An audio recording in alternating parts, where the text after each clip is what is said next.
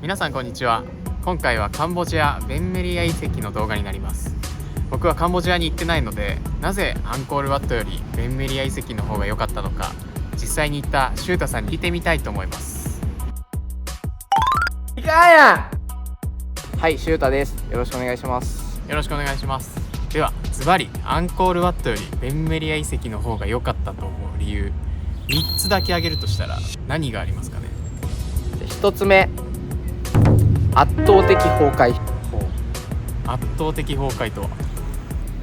ベンメリア遺跡って最大の特徴がこの瓦礫の山のような、これがベンメリア遺跡なんです。対して、アンコールワットってめちゃくちゃ保存状態がいいんですよ。それは何でなんですか。それは異なる宗教やさまざまな民族が長年にわたってアンコールワットを管理してきたからなんです。その保存状態がすごくいいアンコールワットよりもボロボロに崩壊されたベンメリアの方が印象的だった。そうなんです。崩壊しているからこそ生まれる美しさがあるということで、ベンメリアに行ったことで初めて気づかされました。なるほど。じゃあ2つ目お願いします。じゃあ2つ目、軍服の野生ガイドです。軍服の野生ガイド。野生ガイドって何ですか。ベンメリアに行った時に、人全然いなかったんですよ。アンコールワットはめちゃくちゃ人いるんですけど、ベンメリアは本当に1人2人ぐらいしかいなくて、回ろうとするといきなり軍服のおじさんが話しかけてきて、ベンメリア案内してあげるよみたいな感じで急にガイドが始まったんです。でそのガイドがめちゃくちゃ良くて、行くのをためらうような場所に入って詳しくガイドしてくれたんですよ。これ行っちゃっていいんですか。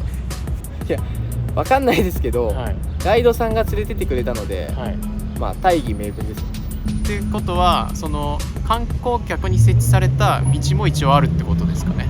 そうですね。この木の枠で囲まれてる道は観光客用に設置された、通路みたいな、ここを通って観光してくださいねみたいな場所なんですけど、おじさんは見ての通り瓦礫の隙間を通っていくんですよ。でその先にある王様の寝室であったりとか、見ることのできないような角度から詳しい説明をしてくれたんです。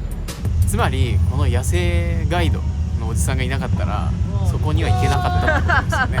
そうですね。本当にたまたま会えて僕たちは幸運だったと思います。軍服のガイドさんありがとうございます。旅で一番重要なのは偶発性なのかもしれないですね。では3つ目お願いします。3つ目、これが一番重要。僕たちアンコールワット遺跡群を回った時点で、ベンメリアもう行ったと思ってた。行ったと思ってた。どういうことですか。はい。いや、これちょっと言い訳なんですけど、アンコールワットのツアーに参加して行ったんですよ。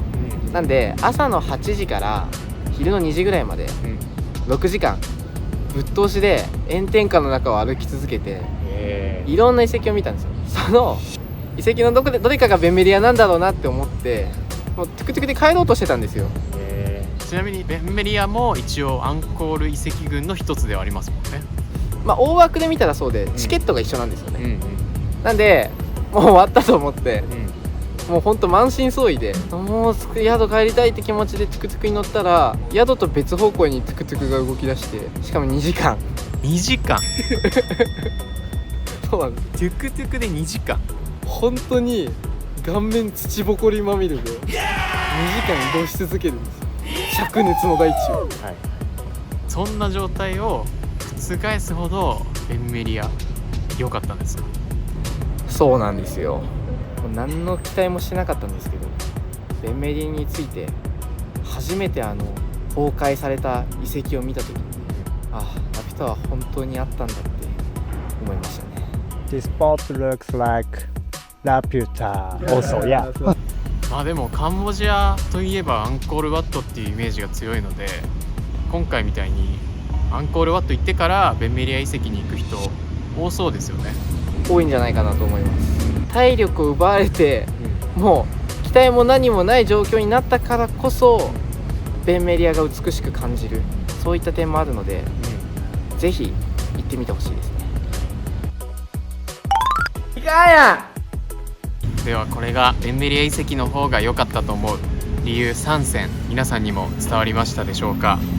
偶発性に助けられた遺跡巡りではあったと思うんですけど、再現性がないというわけではないと思うので、皆さんもぜひベンメリア遺跡行ってみてください。では本日はありがとうございました。